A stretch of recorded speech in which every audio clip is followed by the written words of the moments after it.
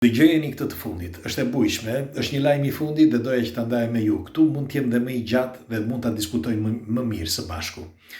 Bëra një video të shkurtër ku tregoja që Zelenski ka bërë një denoncim ku e shkruan The Economist, pra një nga portalet më të rëndësishme, ku sipas Zelenskit Kremlini dhe Amerika po bëjnë një marrëveshje. Në fshehtësi kërkojnë që të bëjnë një marrëveshje. Çfarë është kjo marrëveshje? Bëhet fjalë për 12 trilion dollar, pra rreth 12.000 miliard dollar. Dhe sipas Zelenskit, kjo bëhet për shkak të Siberisë. Pra, sipas tij, kërkohet që një pjesë e Siberisë, aty ku ka disa vende me burime natyrore të rëndësishme, kërkohet që nga ana tjetër Rusia mos të penalizohet nga taksat që po kërkon të vendos Trump. Tani, çfarë po ndodh? Ndaj po thosha që doja ta diskutoj me ju, sepse padyshim mes nesh ka dhe ekspert dhe duke diskutuar së bashku, diçka të re do gjejmë. Si gjithmonë kush është rastisht, nëse nuk e ka bërë ende bëjni like faqes dhe videos të shihemi sërish dhe faleminderit për mbështetjen. Pra, Zelenski ka bërë një intervistë ku thotë që në The Economist, thotë që Putin po bën një marrëveshje të fshehtë me Rusinë. Por ç'është e vërteta, ka disa sekrete brenda dhe unë do t'ja u them se çfarë. Pra, ato që unë po kuptoj, pikë së pari, nuk ishin kundër njëri tjetrit deri dje, si është e mundur që sot po kërkojnë të jenë bashkë. Për çfarë arsye? Sepse këtu bëhet fjalë për një projekt i quajtur Vostok. Vostok, aty quhet projekti Vostok sepse bëhet fjalë për naftën, për arin, për gazin etj.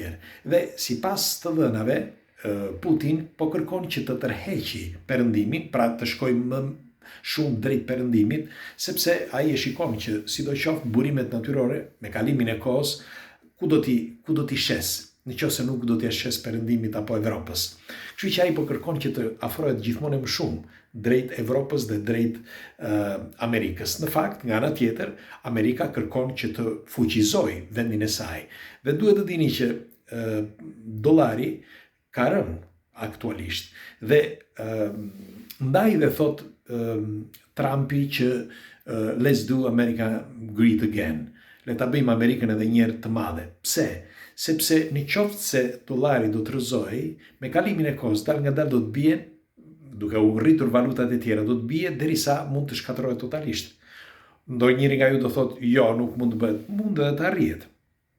Tani, ku është e rëndësishme në këtë? E rëndësishme është që dollari të jetë gjithmonë në disa vende të botës. Me një fjalë, deri tani ka dominuar gjithmonë dhe duhet të jetë ky pikësynimi i Donald Trumpit. Nga ana tjetër, Rusia thot mos më vendos taksa, thot, sepse duhet të dini që Trump po kërkon të vendos taksa gjithandej dhe Putin i thot mos më vendos taksa, do të fal këtë projektin Vostok, ku me një fjalë një pjesë normal me pasuri 12 trilion dollar. Dhe nga ana tjetër ka disa teori ku pretendohet që nuk është kjo e vërteta, por prisni pak se do t'ja u them. Ndërkohë, të vazhdoj me këtë diskutimin e kësaj që pretendon Zelenski.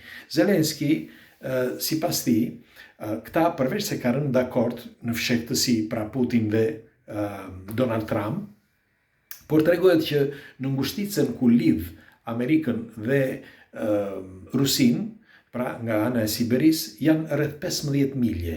Dhe ata thonë që edhe për të reduktuar, pra që të gjitha ja ka gjetur Putin, tregohet, janë teori konspirative, që ja ka gjetur Putin këto zgjidhjet këtij Trumpit. I ka thënë, unë do t'ja më lërë që të mbaj Ukrainën.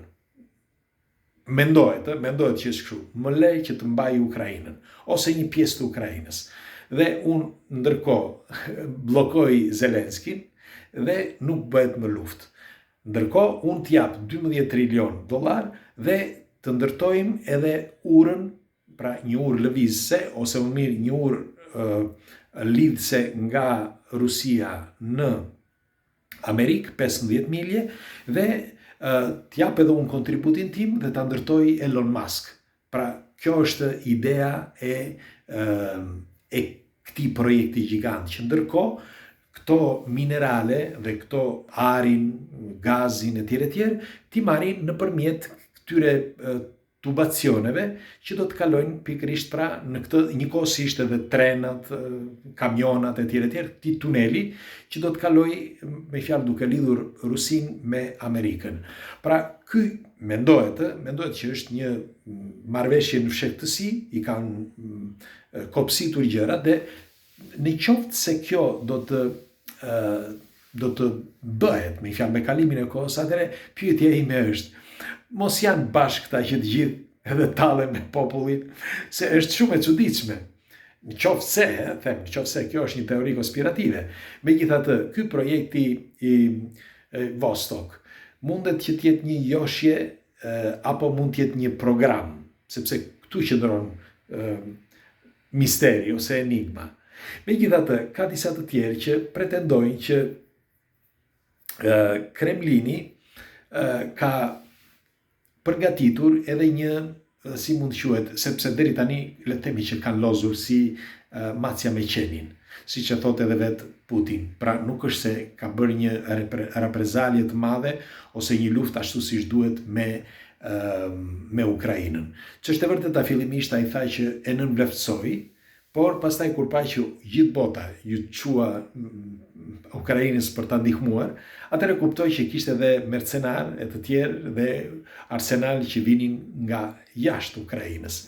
Dhe aty kuptoi që jo vetëm Europa, por edhe Amerika po luftonte, me fjalë që në mënyrë jo direkte kundër Rusisë. Dhe kur kuptuan pastaj bota që Rusia po lëvizte, sepse kuptoi që tani erdhi momenti që unë çfarë do të bëj unë, tha Putin. Në qoftë se një qen tha e lidh dhe fillon e rretha, çfarë do bëj qeni? Do mundohet që të kafshoj. Pra e tha shumë bukur në atë kohë dhe të gjithë u qetësuan. Mirë, po tani lind pyetja se çfarë do të ndodhë në qoftë se Donald Trump nuk i vendos taksat, ashtu siç ka menduar që të vendos taksat të gjithëve, dhe të marri këtë projektin Vostok, atëherë më bën që të mendoj që ka nevojë për para. Tani duhet të dini edhe diçka tjetër që është mjaft e rëndësishme. Disa thonë që valuta do të reduktohet, dal nga dalë do të bjeri. Mirë, po derisa të quhet dollari dollar, dhe derisa të quhet leku lek, dhe derisa të quhet euro, nuk ka për të hequr, sepse duhet jetë një monedhe vetme. Mirë, po tani për tani supremacin e ka dollari. Çdo gjë bëhet me shkëmbim dollari, nëse keni monedhe. Nëse kjo situatë do të eci gjithmonë kështu, pra që do ta mbaj dollari gjithmonë supremacin, atëherë do të mbetet një ditë kur vi momenti, gjithë valuta do të quhet ndoshta dollar. Dhe ndoshta është kjo arsyeja që Donald Trump po lufton me të gjitha forcat që ta mbajnë nën kontroll, sepse ti kur kontrollon paran ke kontrolluar pushtetin. Është e vërtetë kjo. Pra ti kontrollo paran, ke kontrolluar pushtetin, kudo qoftë. Dhe tani Zelenski ndoshta aq sa ai është i informuar që tregon që bëri denoncim për të thënë që Kremlini po bën marrëveshje me Amerikën, por ka një tjetër teori, siç ju thash më përpara, që doja të them në fund thash. Mendohet që Putin kërkon Zelenskin me fjalë mes këtyre marrëveshjeve me Amerikën, ka thënë Donald Trumpit, mua më jep vetëm gjysmën e Ukrainës dhe Zelenskin.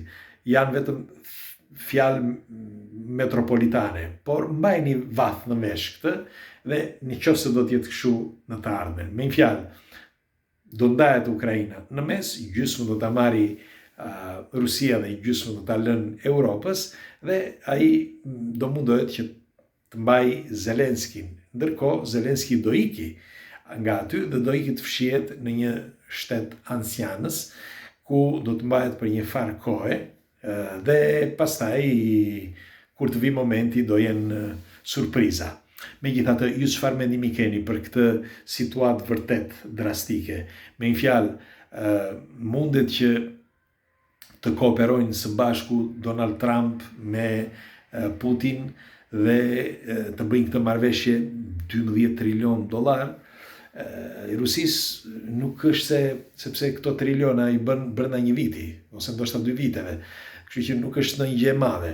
Megjithatë, Amerikës i nevojitet një para e tillë, sepse tashmë që është ulur forca e dollarit, njëkohësisht edhe problemet që janë gjithandej ndaj dhe ai kërkon të rrisë taksat, unë mendoj që ky është një moment tepër delikat që i intereson edhe Amerikës. Ju çfarë mendimi keni? Pres komentet tuaja. Natë e mirë.